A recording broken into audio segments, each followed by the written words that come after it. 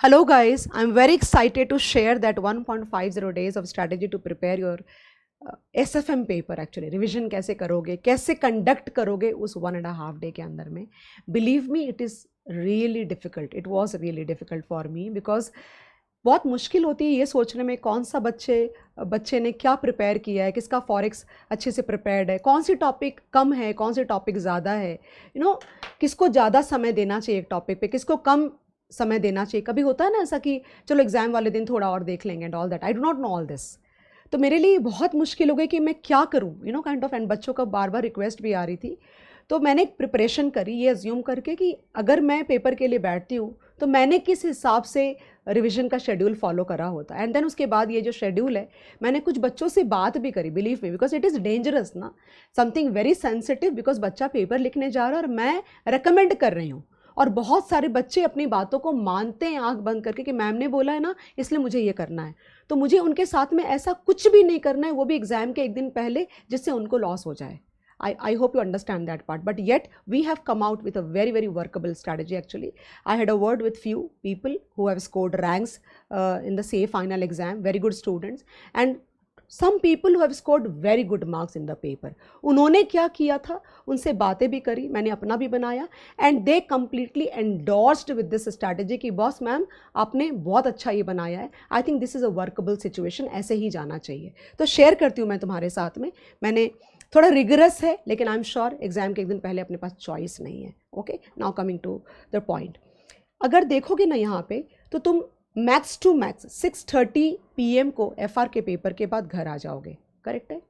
वो रात स्ट्रेच करो, अगर पॉसिबल हो सके तो स्ट्रेच करो, बिकॉज उसके बाद एक रात और मिलेगी और पहले बड़े टॉपिक्स तुमको उड़ा डालने हैं, सो दैट कि तुमको अगले दिन पैनिक नहीं आना चाहिए. ओके, तो मैंने क्या किया, हमेशा बोलती भी आई हूँ कि forex and IFM 7 to 12 PM dinner इसके अंदर तुमको कर लेना है. पढ़ते पढ़ते खाओ, खाते खाते पढ़ो, मुझे नहीं पता है वो चीज़. ओके, तो 5 घंटा for forex and IFM is very very good enough. तुम्हारी स्पीड थोड़ी स्लो होगी because you are tired because of the FR paper. So 5 hours only if you are prepared before. तुमने अगर क्वेश्चंस आइडेंटिफाई करके रखे कि ये वाले क्वेश्चंस मुझे तो करने लिख करके, जो मुझसे बनते ही नहीं है अगर मैं ना लिखूं तो वो क्वेश्चंस तुमको यहाँ पे करने. बाकी क्वेश्चंस को फ्लिप करो, कैलसी पे कैलकुलेशन करो और आगे बढ़ जाओ. IFM के लिए मैं तुमको ये बोलूँगी दैट अभी कर डालो. IFM के सम्स बहुत बड़े बड़े होते हैं. तुम चाहोगे कि मैं लिख के उस दिन करूँ, that means you have lost it. Okay, ये कर सकते हो कि अगर बहुत बड़ा सम है और उसके अंदर बहुत सारी एडजस्टमेंट्स हैं तो 1 या 2 एडजस्टमेंट या 1-2 शेड्यूल तुम लिख के उस दिन कर लेना, बाकी तो तुमको कैलसी पे ही करना पड़ेगा. तो 7 to 12 में तुम्हारा फॉरेक्स और IFM खत्म हो जाना चाहिए. रादर अगर तुम थोड़ा स्ट्रेच कर पाओ तो डेरिवेटिव से रिलेटेड जो फॉरेन करेंसी वाले सम है, like hedging of foreign currency using futures, क्योंकि फॉरेक्स चल रहा होता है ना तो सिनर्जी का इंपैक्ट आएगा, वो भी 2-4 सम कर लो सो दैट कि डेरिवेटिव अगले दिन के लिए किक स्टार्ट हो चुका होगा तुम्हारा. Okay, I know it is a bit rigorous, try करना, मैं तुमको यही रिक्वेस्ट कर सकती हूँ. तो ये डन हो गया तुम्हारा. फिर तुमको सो जाना है और किसी भी हालत में तुमको कम नहीं सोना. I given you 6.5 hours of sleep which is very very good just before a day of paper actually. उसके बाद तुम उठोगे 6:30 को और 7 o'clock से तुम डेरिवेटिव पे बैठ जाओगे, क्योंकि तुमने किक स्टार्ट कर दिया है पिछले दिन में. It will be easy for you, jitters नहीं आएंगे, अरे डेरिवेटिव चालू करना एंड ऑल दैट. शुरू कर दो, 2 ही सम करो, ज़्यादा मत करना, शुरू कर दो. 3 hours you will do derivatives, ठीक है ना. उसके बाद इसके बीच में तुमको ब्रेकफास्ट कर लेना है. कहाँ करोगे वो तुम देखना. Interest rate risk management and वार तुम्हारे 2 घंटे में खत्म हो जाने चाहिए. Interest rate risk management for example FRA के सम्स हैं, तुम ना भी करो, सिर्फ देख के छोड़ोगे तो भी हो जाएंगे, they are manageable. Cap floor collar के सम्स होंगे तुम्हारे और तुम्हारे स्वॉप के सम्स होंगे. तो ऑब्वियसली स्वॉप के जितने सम उसमें स्टैंडर्ड फॉर्मेट चलता है. 1 या 2 सम मुश्किल से होगा जो लिख के करना पड़ेगा, एक आधा कैप फ्लोर का सम लिख के कर लेना एंड वी आर डन. जहाँ तक वार की बात है तो they have asked only 2 times properly, November 20 and May 23 के अंदर में, और दोनों क्वेश्चन बहुत सिमिलर हैं. तो क्लास में मैंने वैसे बहुत सारे सम्स कराए हैं वार के अंदर में, क्योंकि मुझे लगता है कि it is a very important topic. तो वो भी वार भी अगर तुम पहले से करके रख लो तो मुझे नहीं लगता कि पेपर वाले दिन तुमको ढंग से रिवाइज करने की भी ज़रूरत है. Just flip on the pages and go ahead.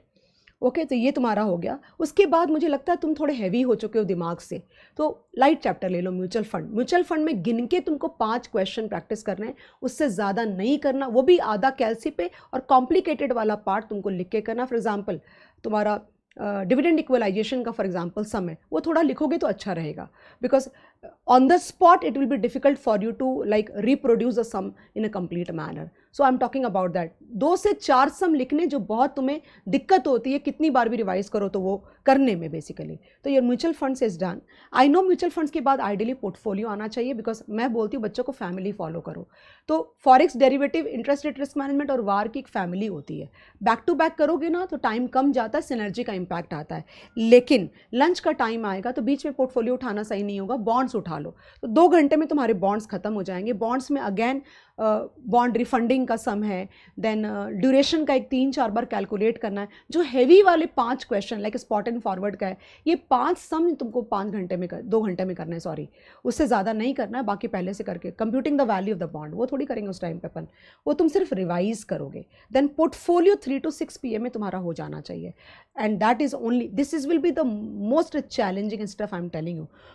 Portfolio तुम्हारे लिए सबसे ज़्यादा चैलेंजिंग होगा 3 घंटे में, बिकॉज तुम लिखने बैठ जाओगे क्योंकि तुमको लगेगा मुझे नहीं आता है, और जहाँ तुम लिखने बैठे तुम्हारी पूरी शाम पोर्टफोलियो में निकल जाएगी, और फिर तुमको इतना रोना आएगा कि मेरा सब रह गया। इसलिए बेहतर होगा अभी से तुम पोर्टफोलियो के 2-2, 3-3 सम डेली करो, ताकि तुम टच में रहोगे, उस दिन ये परेशानी नहीं आएगी।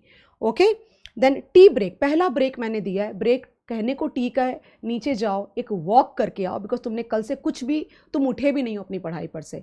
नीचे से एक ब्रेक लेके आओ, थोड़ा सा स्ट्रोल करके आओ, या मेडिटेट करो, कुछ करो, उस एनवायरनमेंट से ब्रेक लो एक बार के लिए। नीचे जा करके फ्रेश होकर के वापस पढ़ाई पे बैठो।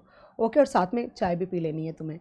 देन इक्विटी पे बैठना 2 घंटे, again only the complicated sums like तेलबेल लिमिटेड, रहीम एंटरप्राइजेज एंड तुम्हारे बोनस के सम, अकाउंटिंग बेस्ड जो सम्स हैं वो सारे वही तुमको करने हैं। 10 सम इक्विटी के, उससे ज़्यादा नहीं।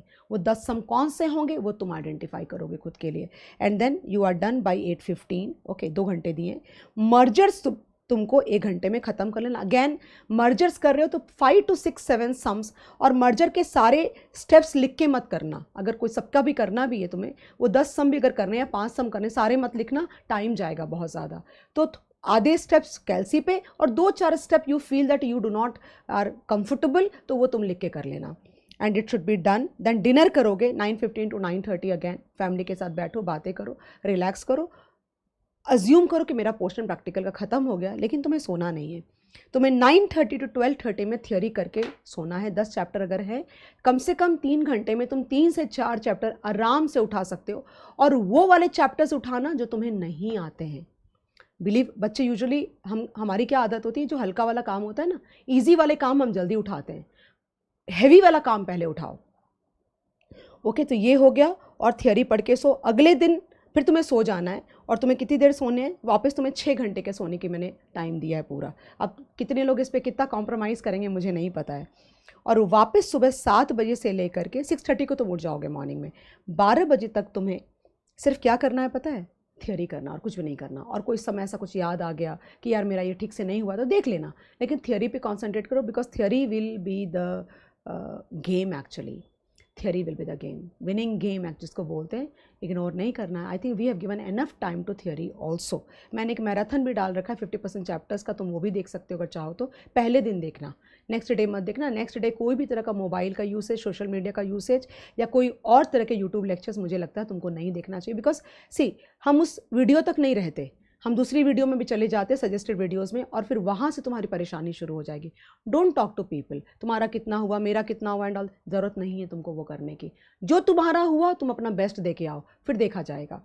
ओके, और उसके बाद you have to get ready for your one of the most important days, and I guys wish all of you, okay, all of each one of you a very best for the paper. Give your best shot in the paper, लेकिन that is not the end of your life.